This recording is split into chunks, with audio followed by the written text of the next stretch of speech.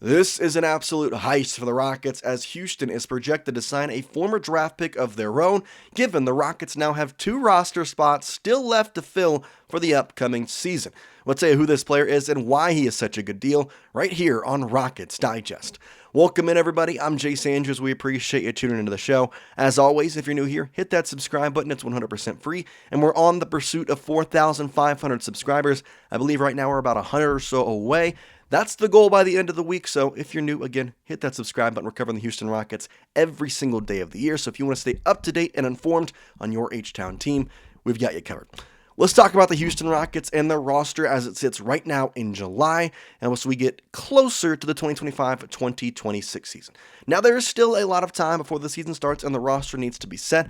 However, at this current time, the Rockets have 13 roster spots of the 15 filled, so there are 2 available. Now, what exactly would be a good signing for them? Well, that's where I have to look at the roster and go back to what I've been saying this entire offseason. I would love for a guard. Now, what exactly does that look like? Well, Fred VanVleet, Amen Thompson are fine guards. Amen is more, in my mind, a wing, but that's the way that Ime Udoka likes to play. He likes to have 4 wings out there.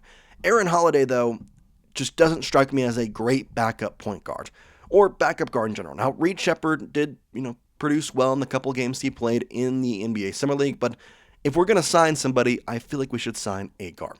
Now, why is this even a question? What exactly happened? Is there some cap space that freed up?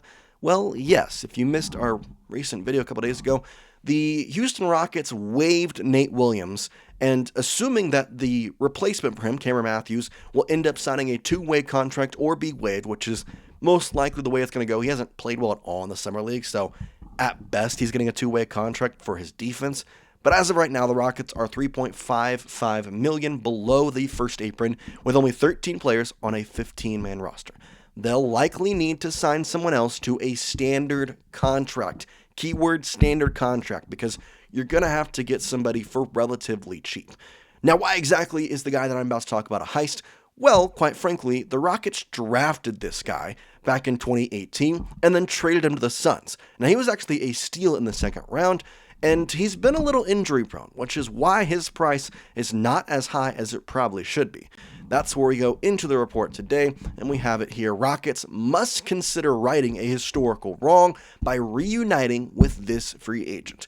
Now, of course, who exactly are we talking about?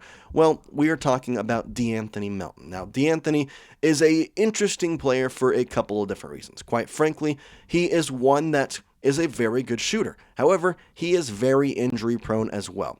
And honestly, I do think that he would fit well with the Houston Rockets, quite frankly, because he is still a good defensive player, and we all know that Ime Udoka will not play somebody if they are not a defensive player. That's where we head into today's report. We start here with James Piercy of Space City Scoop saying, quote, "Everyone makes mistakes. NBA general managers are no exceptions. That said, this one has long frustrated Rockets fans. Melton was a steal in the second round. This is like finding $100 in your wallet and then immediately dropping it in a sewer drain," end quote. And he's right. De'Anthony Melton was a steal in the second round for the Houston Rockets, and they traded him away. Now, has it been that great as of late for him? No, not really. He's been very injury prone. Past couple seasons, I don't even think he's played more than 50 games combined. But still, in the games he's played, he's still really young, 27 years old, 10.3 points per game last year with the Golden State Warriors. Field goal percentage, 3-point percentage is just all right. Every other stat doesn't strike me as crazy, but he was playing 20 minutes a game when he was out there on the court before he got injured. Plus, it's a little bit of a smaller guard, so it works out pretty well for what the Rockets want to do to try and keep that smaller guard in the way it goes. And again, you're getting somebody who you obviously wanted a while back, and then you just happened to trade for whatever reason. I mean, again, I understand some ways, but you look at his stats. First 2 seasons weren't great, but after that, with the Grizzlies, 9.1 points in 2020-2021, then 10.8, 10.1, 11.1, 10.3. But the reason he is going to be a heist is quite frankly because he has not played a lot in the past 2 seasons. 38 games in 2023-2024, and 6 games played in 2024-2025. So combined, not even to 50 games over the past 2 seasons. So the question would be, why would the Rockets take the risk? Well, it's for a couple of different reasons. We'll kind of have to go a little bit more in depth with that, and we start with the report. Again, James Piercy of Space City Scooped. Quote, Melton feels like the perfect guard for the 2025-2026 Rockets. He's a career 36.9% three-point shooter, but that doesn't tell the whole story. Melton shot exceedingly poor in his first 2 NBA seasons. If you filter those out, Melton has shot 38.1% across 5 NBA seasons. So definitely hard to take a career stat and look at it because his first 2 seasons weren't great.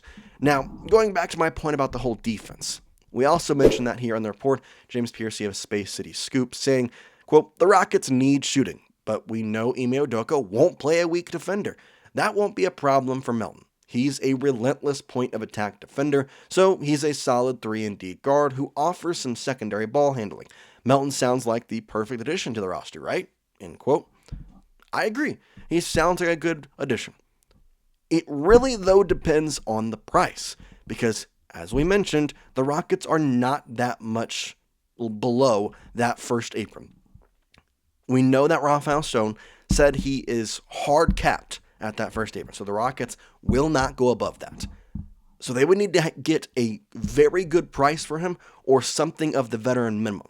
Now, veteran minimums are going to be exceptions to the cap, so in theory, no matter the price of a veteran minimum, it's not going to count towards that cap space table, quote unquote. So if he were to sign a veteran minimum, that would be great. I believe since he has, what's that, 8 years of service time? Or 7 years of service time, so he's probably going to get around close to $3 million, 2 point something, whatever million. So again, it doesn't really matter because if he would accept the veteran minimum, that's something that we have to kind of talk about first. But the reason he is available is because of his injuries, and that's where we go into the report once again. James Piercy of Space City Scooped saying, quote, that's a concern. It's also the only reason he'd be available in Houston's price range. If they signed him and he was able to stay healthy, though, it would be huge for the team. And quite frankly, I agree. And why not take the risk? Because we all know the Houston Rockets and Rafael Stone have said they are comfortable with the team they have. But there's still 2 roster spots to fill. So if you can go out there and somewhat take a risk on a guy like Melton or sign a vet minimum, I mean, I'm not going to mention him again, but like certain guys who are available, let's see, Damian Lillard. But I just think there is a space right now for the Rockets to take a risk because they are comfortable. And there are guys who are willing to sign the contract because you are a team that's going to compete for an NBA championship. Not to mention, I do think it would be a cool story. You drafted this guy, you traded him away, whether it was the right decision or not, I don't think it really was, but by the time he would have been ready to be a valuable asset to the Rockets were already fully in rebuild mode, so they probably would have traded him anyway. Point being, it would be a cool reunite story to kind of bring him back for the Houston Rockets. Now, obviously, the Rockets are not the most compelled to sign anybody right now, so that's kind of where we sit here. Rockets don't seem compelled to add guards to this roster by all accounts. They'll run Alperen Thompson and Dorian Finney-Smith at the 2. This team is invested in a wing-heavy philosophy, end quote.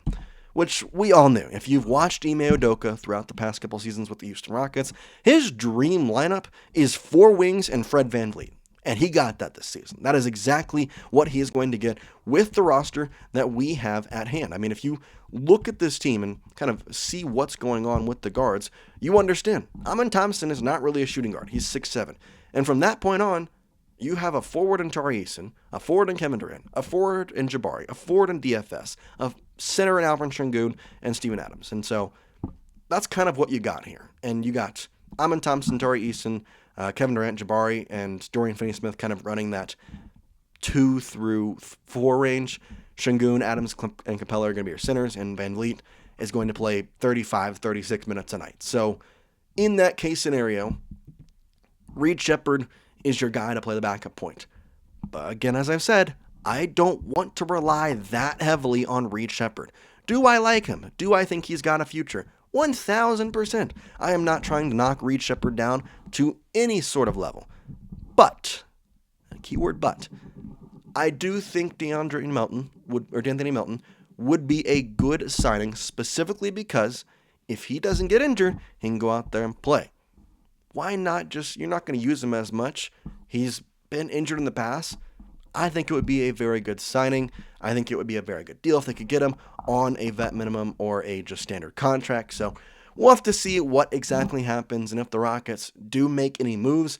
There's also an option that they could just use those 2 last roster spots and pick up somebody on their summer league team to a full contract. Cameron Matthews, for all we know, could be the guy. I mean, I don't want that personally because I don't think he's that good. I think he's a great defender, but you're also looking at 2 last roster spots that you can take a risk on instead of, having to actually look for players. You can take risks, as quite frankly, it doesn't really matter. So why not take a cool risk? We'll just have to see, though. It obviously doesn't matter for De'Anthony Melton. Does he even want to sign with the Rockets? Does he want to sign with a team that he knows he won't be playing too many minutes with? Maybe that's a good thing. Maybe he won't be, as injury prone. Who knows? We'll have to wait and see. But we appreciate you watching on today's show. As always, again, make sure you hit that subscribe button. It's 100% free. And let me know your thoughts in the comments section. Is De'Anthony Melton some guy you'd want to see back? Do you remember when the Rockets drafted and traded him away? Do you consider this kind of an unfortunate thing by the Houston Rockets? I'm curious for your 2 cents. But we'll see you next time here on Rockets Digest. As always, guys, peace out.